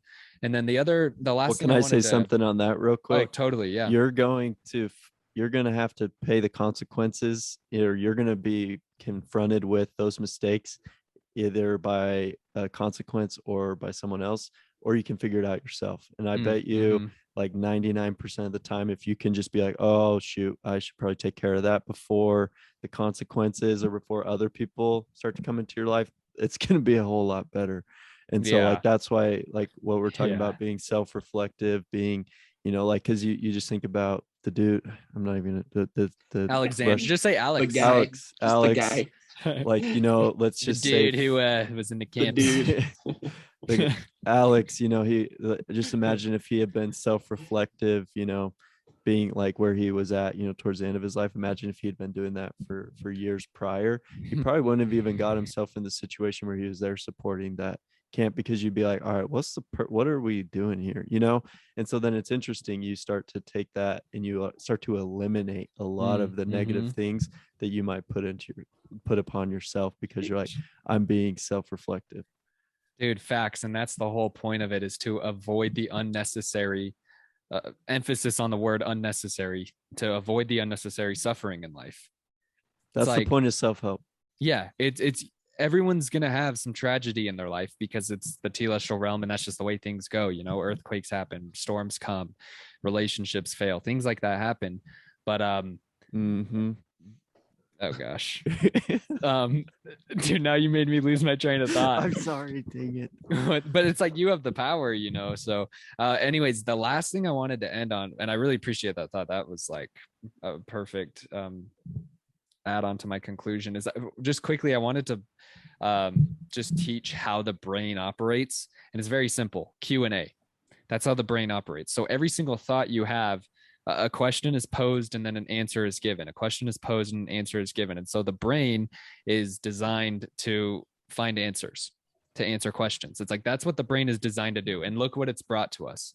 You know, it's like humans, because we've asked questions, answers have come out of, you know, asking you shall receive. Answers have come out of the ether, you know, out of the quantum world. And we've gotten this information, and we've invented amazing things. And we've people wrote scripture from inspiration and revelation coming down from them from heaven. You know, that's what Connor was saying. You need to get your information from heaven. But anyways, the point is a lot of people often wonder, well, how do I become aware of what I'm doing wrong in my life? Or how do I become aware of what resentment I'm holding on to, or to what people? And the answer to that question is you ask yourself questions and then you wait. And so you have to get into a quiet state. You need to put your phone on airplane mode. You need to make sure that you're in a quiet place where you feel safe. Put on noise canceling headphones if you need to. Do a 10-minute meditation if you need to. Get into a state of mind where you can pose questions, and then have a pen and paper in hand, and then wait for the answer to come. And so I just wanted to read one more excerpt from the book. It's page 157. So this is going to pose a lot of questions. That's why I wanted to pre-op this with, thinking about questions. So these are for everybody listening, these are some really excellent questions that you should sit on your bedside at night, get into a pondering, contemplative, introspective, prayerful state, and then start posing these questions to yourself and start writing, because our answers are going to come. So this is from, again, page 157. He says, consider your circumstances. Start small. Have you taken full advantage of the opportunities offered to you? Are you working hard on your career or even your job? Or are you letting bitterness and resentment hold you back and drag you down? Have you made peace with your brother? Are you treating your spouse and your children with dignity and respect? You guys can ignore that one no, I'm just kidding. Okay. Excuse you. Now I have resentment towards you, so now we have a problem. Oh no, we'll fix this offended. Lenny. Gosh dang it, Lenny, we'll fix this behind the scenes. Yeah, we better. I'll call Or you else after. don't open a package that you get tomorrow. Gosh. Have you made peace with your brother? Do you have habits that are destroying your health and well-being? Are you truly shouldering your responsibilities? Have you said what you need to say to your friends and family members? Are there things that you could do that you could do that would make things around you better? Have you cleaned up your life? And after that, I think he said, like, if the answer is no, which it definitely is for like most of us, he's like, if the answer is no, here's something to try. Start to stop doing what you know to be wrong. Start stopping today. Because you just know. I mean, what does it say in the scriptures? The knowledge of good and evil is given unto every man. You know in your subjective experience, this is by your own judgment. Jordan Peterson always makes that distinction. He's like, this is by your own judgment, by your own intuition, by your own higher self. It's like, because everyone's relationship with their higher power is a little bit different, so it's like, ask the higher power these questions and then wait for the answer, and they'll start coming fast. And most people already know. They could probably name 5 habits they're doing every single day that they know that they should stop. I scroll on social media too long, or I gossip too much. By the way, gossip is absolute poison. But it's like, I gossip too much, or I spend too much time mindlessly on YouTube. It's like these little tiny things. If you stop doing them, so start stopping. If you stop doing these things, they add up fast. It's already a week into November. It's just like time is just on a whole nother level. And like you and Riley have almost been married for a year. We've all almost been home for 2 years. We graduated high school 4 years ago. Like when you start to think about that stuff, it's like, all right, wow. It's like, okay, time's picking up, and maybe I shouldn't just sit around and watch it. Maybe I should actually freaking do something. And when you start taking responsibility, though in the moment it's hard, you start to your mental well-being, your spiritual well-being, your relationships and their well-being all just get better when you start taking like full responsibility. And it kind of sucks because it's like you have to make sacrifices, like working 40 hours a week and being away from your loved one is like kind of annoying. But then by the end of the week, you're like, oh, actually, I'm glad I made those sacrifices. Now I feel good because I shouldered my responsibility. I always think like, put your shoulder to the wheel. It's like, just do it, like get her done, man up, little buddy. Like everyone needs a little masculine energy where you're just like, I'm being a baby right now. Like everyone knows when they're being a baby versus when they're actually having a bad day. Like there's been times where I was actually having a bad day. And I call my boss. I'm like, dude, I'm having a bad one. And he's like, dude, just stay home for today. It's like, okay, cool. But then there's days where I'm like, I don't want to go to work. Yeah. I'm kind of being a baby right now. But it's like being a baby. You're like, I don't want to work out, but it's not because I'm injured or or I'm not sick. It's just because I'm being a baby. So yourself. And the more you become aware of your patterns, you're going to get to know yourself a lot better, because we're so complex. Nobody can know themselves perfectly. That's why it's often said that the only person who knows you perfectly is God, because not even you can know yourself perfectly because you're that complex. But you can start to learn yourself better and better and better, incrementally. And hopefully by the time you're 70, 80, 90, 100 years old, then you've kind of got a grasp on yourself, and that's kind of the goal. But that requires you to become painfully aware of your life. And I say painfully because you have to become aware of all the stupid crap you're doing. And then you need to stop. And that sucks. It's like that kind of hurts. The truth cuts deep, but it's good because it heals, and you resurrect from that. So to close, I think a cool thing would be to each kind of share we've already talked a little bit about it, but what are some of the things that you guys do to be aware of yourself? And then like that can be like, all right, this is the call to action. Take what Reese, Connor, and Carter have said, and you'd be like, all right, what would work best for me, and trying to be more aware of myself. Yeah. And so I can start while you guys think, since I came up with the question. But the two things that I do is and it's crazy, because me and Reese will talk about all the time, I a lot of the times I learn these principles through scriptures or through conference talks, and he'll say them and I'm like, I learned that already, but I just didn't know, and it's just like, it's just crazy. But President Smith, he taught me about a year into my mission. He was like, all right, what I want you to do is I want you to start praying with a pen and paper. I want you to pray and ask a question and just sit there and write down whatever comes to your mind. Cool. And it's like, it's basically like the same thing. Advice. And a lot of the times what would come to mind is I'd be like, all right, Heavenly Father, how can I be doing better? And stuff comes. Or, how can I better, support my companion? Stuff comes.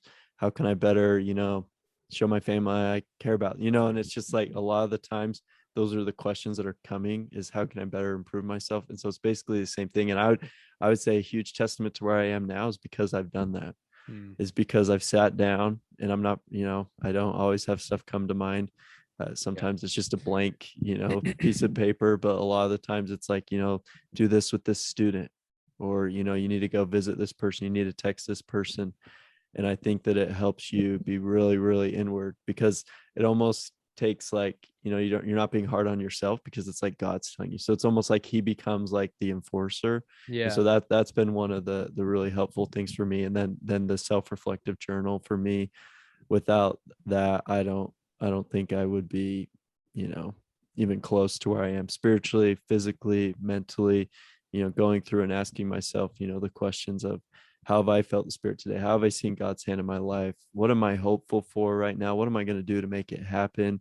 What did I do good in my life today? What do I love about life right now? Just some of these questions that I answer every single day. Without those, I don't think I would be, as aware. And again, like we said, we're not perfect, but I would attribute those two things and then finding people around you to be able to kind of help you out. I think that's what's great about a mission president, is they do a really good job at checking in every 6 weeks.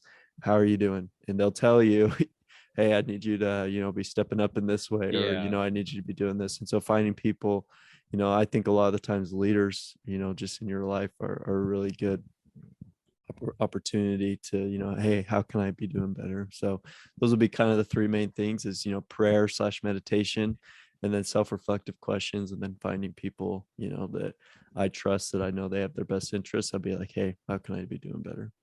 Yeah, man, I love it. I'll share my thoughts and then we'll let Connor finish it out. I apologize for pulling my phone out. I was just trying to find a scripture that comes to mind what you were talking about. I know it's in Proverbs 4 somewhere, but it's kind of hard to skim over Old Testament writings. But basically there's a scripture in there that says, like, don't hate reproof. And then he says, like, he whom the Lord reproves, he loves. And so it's like this, it's like what Carter said. It's like you're posing the question, God's giving you the answers. If you choose to look at it that way, which I think is, one of the best ways to look at it. I think you got to have a higher power in the equation. But it just is comforting. It's like, okay, God is helping me. He's showing me things that I can do. Like, I literally can do these things today to make my life better, and it's less of like judging harshly on yourself and becoming a tyrant to yourself, because most people are tyrants to themselves. And so most people are living in a tyrannical world because of their mind is controlling them, and it's just judging the crap out of them constantly. But if you bring God into this equation and pose these questions and wait for the answers, then you just feel so good. It's like, okay, cool. Like, one, this is coming from heaven. Like Connor said, the best place to get information, that beats Google and any book you'll read. It's like, scriptures count as heaven. But it's like reading these divine works and going to the religious level. I like how Jordan Peterson always says, he's like, I speak religiously and people don't like that. But the reason I do it is because religious vocabulary is the deepest we can get with language. And then it even goes deeper than that, but feelings go so deep we don't have words for them, But anyways, I mean, I would say for me, I meditate a lot, and I've had my off and ons since I began meditating. But I've shared this before. I just started out with the quick, calm 10-minute ones, and it really, those are really, really, really beneficial for learning how to meditate well. And I still do those all the time. I did probably 5 or 6 last week, but I also do some deeper meditations when I carve the time out for it and schedule it. I'll do 40-minute to an hour meditations where I'll just go really deep. And it's difficult to explain what meditation feels like what the true essence of being in a meditative state feels like, because it's a feeling, it's like it's such a deep feeling. It's difficult to describe, but you get into a state of mind where you're very still, and you'll still be, your brain is not going to stop thoughts completely, but you become the observer of the thoughts, and it kind of just looks like you're watching clouds. And so you get into the still state where the thoughts are off in the background and you're kind of centered. And then I'll start to pose these questions, and I'll premeditate the questions before, so I don't have to come up with any while I'm trying to meditate. I'll already have the questions. And so maybe the question for that day is, God, where could I have been of service to somebody today where I wasn't? And then boom, oh, that one lady dropped her keys and I just watched, or whatever, something like that. Like that memory will come to mind. There's your answer.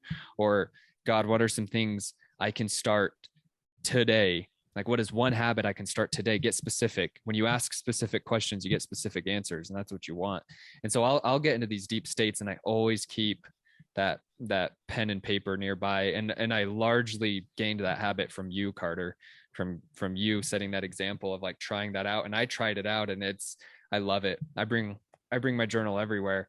I went on a hike yesterday, and I went up and sat in the leaves and took my shoes off and got all hippie and was getting, the good vibes from the earth. And I pulled my journal out and I just started writing.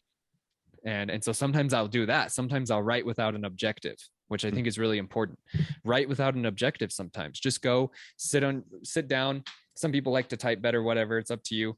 I just like writing because it eliminates distractions, because I know there's no YouTube on the next tab. It's like, this is a piece of paper and a pen. Like there's no distractions. And I'll just all of a start sudden writing. You start drawing a volcano and you're, dang it, I did it again. Oh gosh, it's not even good. But anyways, that practice has really helped. And then the last thing I would say is exactly what you said, Carter, having other people in your life. For me, my biggest one is my wife.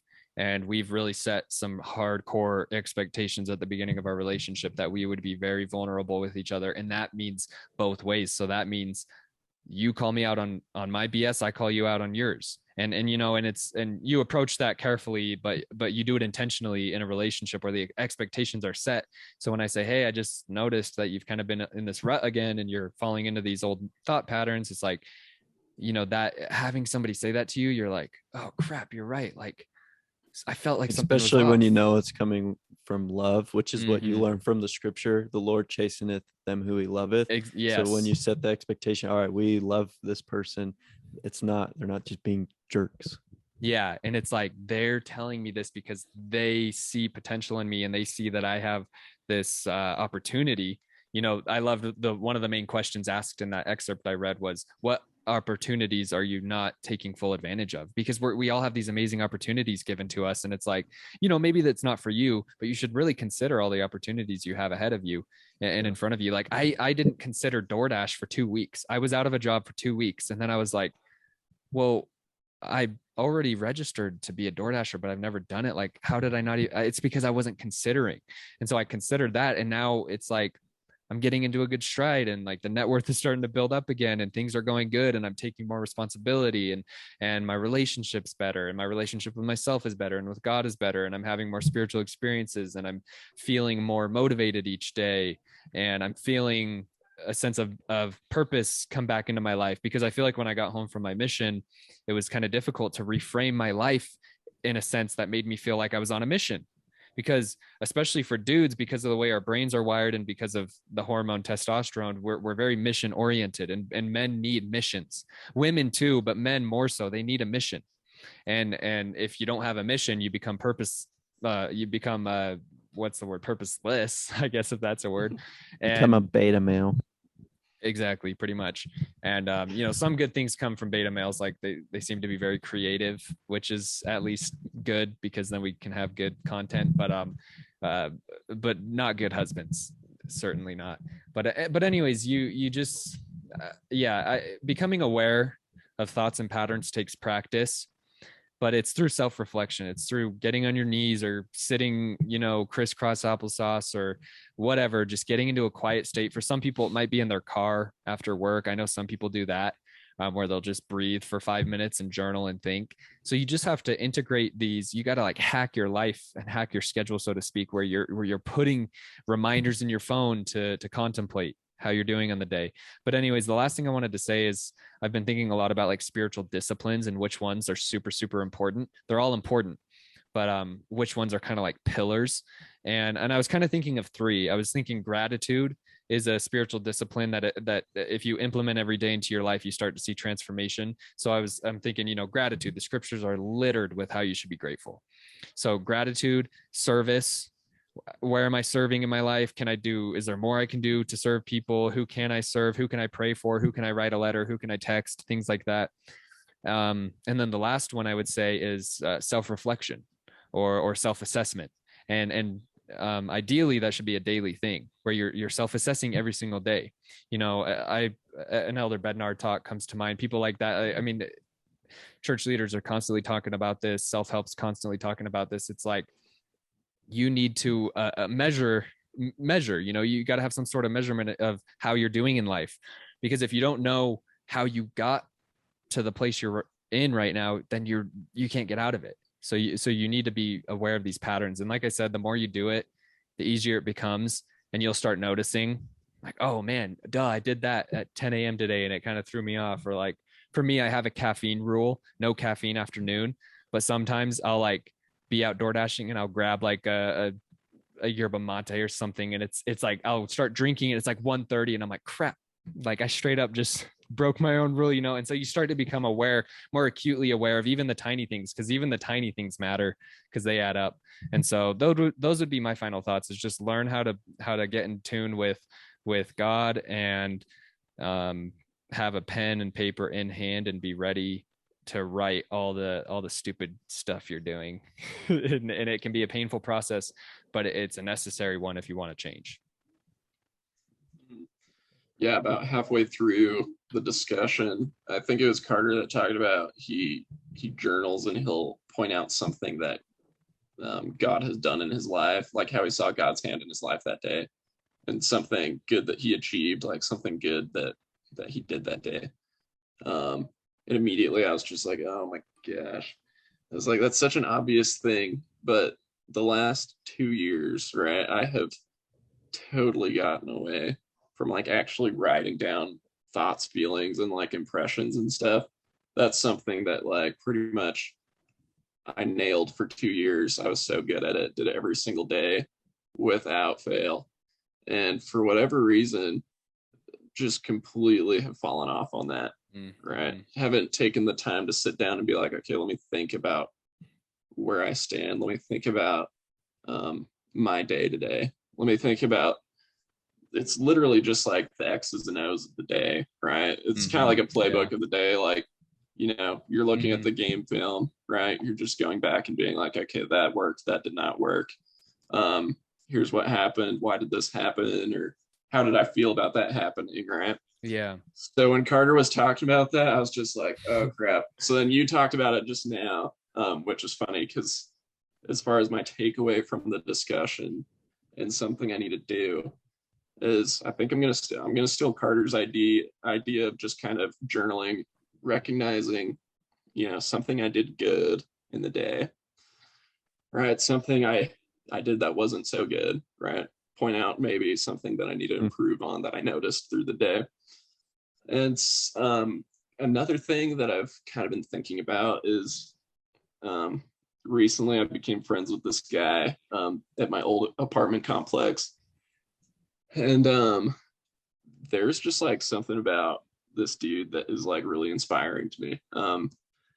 And I've been thinking about it. I was just like, people just gravitate to this guy. And I'm like, he's like friendly to everybody, right? And he just has a good impact on people's lives, right? People just want to be around him. And I was just like, dang, like he's just a disciple, right? That's the best word I could think to describe him, right?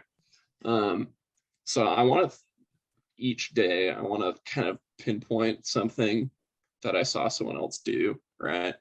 Whether that's mom, brother, friend, random person at school. Because ultimately we're all trying to be more like the savior, obviously, right? But I think there's examples around us of people that have developed certain Christ-like attributes that I haven't developed as thoroughly, right? Maybe that's charity, right? Maybe that's faith, whatever it might be.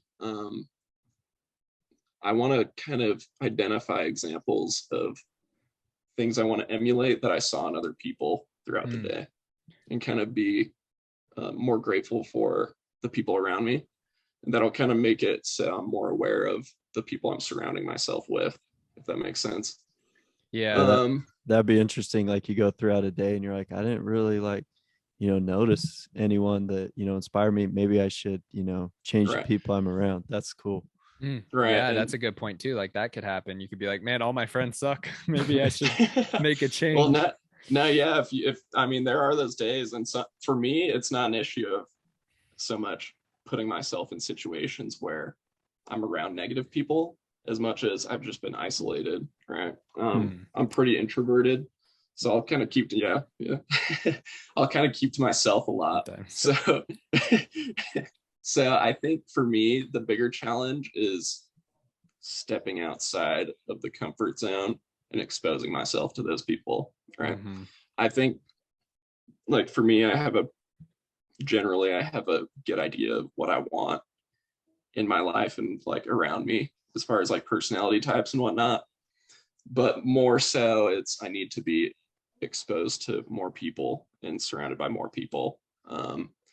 And I think by kind of identifying like things that I see in people throughout the day, that'll probably identify people that I don't know, I should gravitate more towards, people I should aspire to be more like, right? Yeah, people that have attributes that I haven't developed quite so thoroughly, That's kind of my idea. And like what you guys have said, is just like taking a break and just sitting back and thinking thoughts.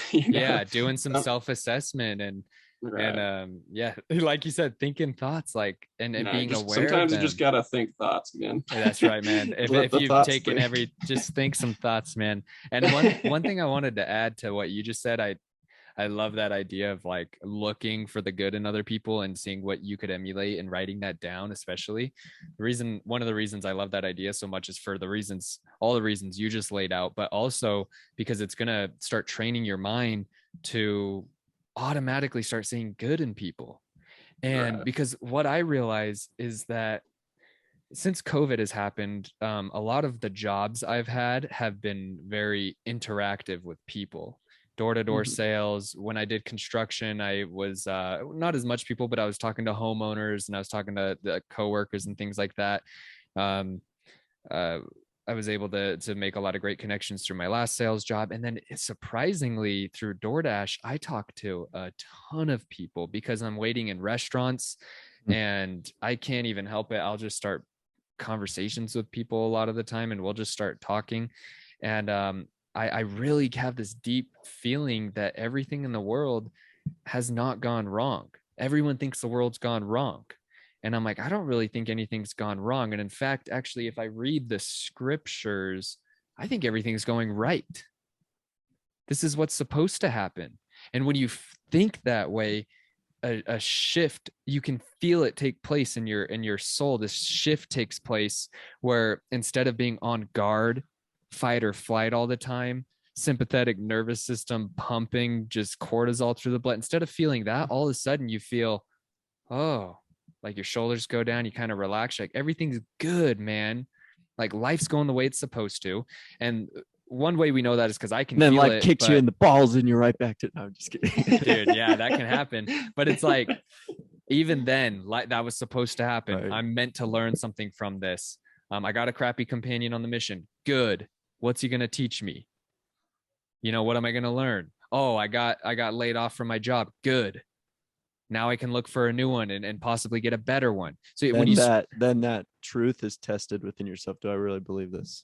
Right. Yeah, true. And so I just love that idea, because you're just going to start realizing that, holy crap, the world is full of a ton of good human beings. A ton. It's overwhelming. We act like everyone's evil. We act like everyone's bad. We act like everyone on the other side of our political aisle is ruining the earth and it's all their fault. And it's like, no. People are still good. And one last point, I know I'm going off on a tangent, but one last point in the book, Jordan Peterson points, he shows these statistics that just show so overwhelmingly how good people are. So he talks about how this I think I know what you're going to talk about. Yeah, this is my favorite part of the chapter. Yeah, so he talks about how these kids or kids' parents who beat their children often were beaten by their parents almost every single time, right?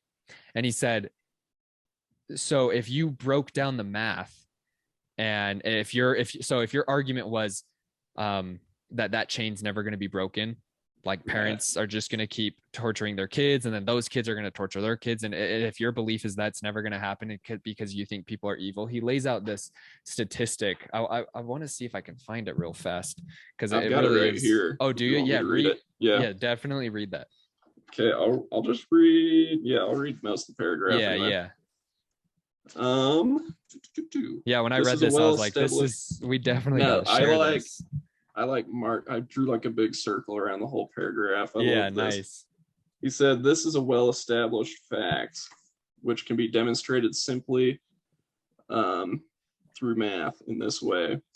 Yeah, that's. He says, if one parent abused 3 children, and each of those children had 3 children, and so on, then there would be 3 abusers the first generation, 9 the second, 27 the third, 81 the fourth, and so on exponentially, right? He's saying that abuse would be exponentially growing. After 20 generations, more than 10 billion would have suffered childhood abuse, more people than currently inhabit the planet. But instead, abuse disappears across generations. People constrain its spread. That's a testament to the genuine dominance of good over evil in the human heart. Yes. Yeah, that's the line at the end where it just gave me chills again. I read that and I was like, dang, man, like that is beautiful.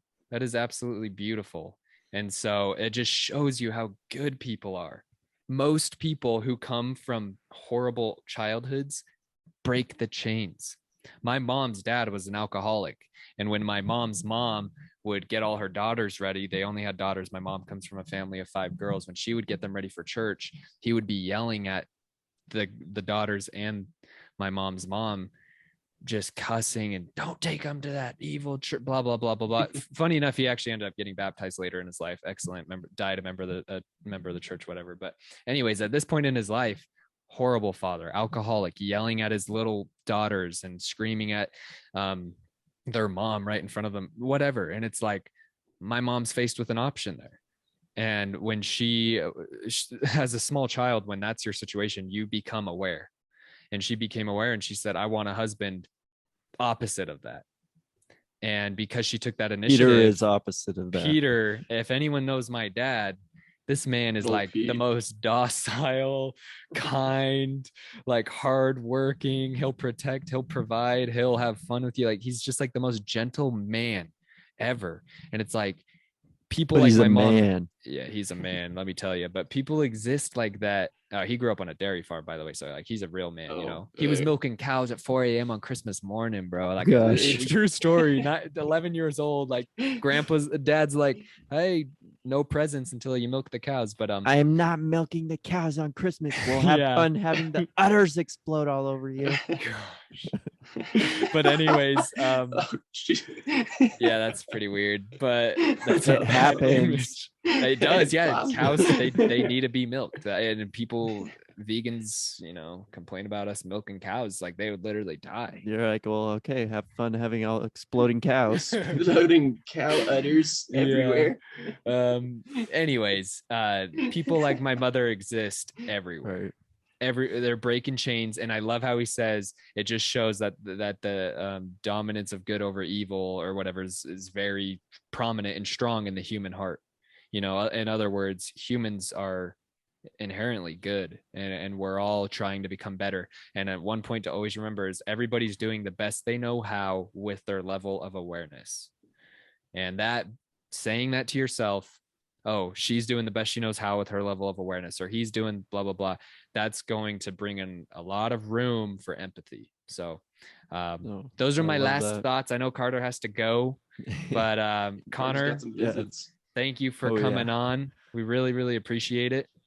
And this was a ton of fun, boys. Yeah. So I was just gonna say, I would love to have you back on in like a month or so and see how it's going, because I think oh yeah, for sure. just I was gonna say have that experience and to be able to keep each other accountable for the next couple of months. Like I'm sure me and Connor can be like, hey, I'll go on a date this week if you go on a date, or just whatever it might be. And so just to be able to have someone to me and Reese talk all the time about trying to cultivate this community of growth, of support. And I think, you're someone that does that for us. And so if we can do that for you in any way, that's what we want to do. And so let's keep close. Let's, try and for sure keep each other accountable. Cause I know, the both of you have my best interest at heart. And so, if you're ever like, Carter needs to be doing that, whatever it might be, we want to create that environment. And so, we're grateful you came on, and we're excited to, continue to try and help each other, reach the potential we have. So thank you again.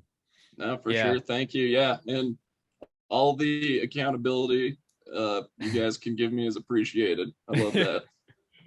Dude, we're good at that. Man, that's the culture. Like Carter's saying, we want to have a whole web of people all intertwined where we're all keeping each other accountable to our own personal goals, and so we'll definitely do this again. Maybe we could discuss another chapter. It was good for me to kind of dive into this book again, because I haven't opened it up for a long time, and it's meaty, but it was good to kind of dive in and just take it one chapter at a time. I was like, I can do one chapter. That's good. I can read one. I can handle that. And so we'll have to do it again. But anyways, much love to both of you guys and to all the listeners. And we'll catch you next time. Love you. Bye. Love you. Bye-bye.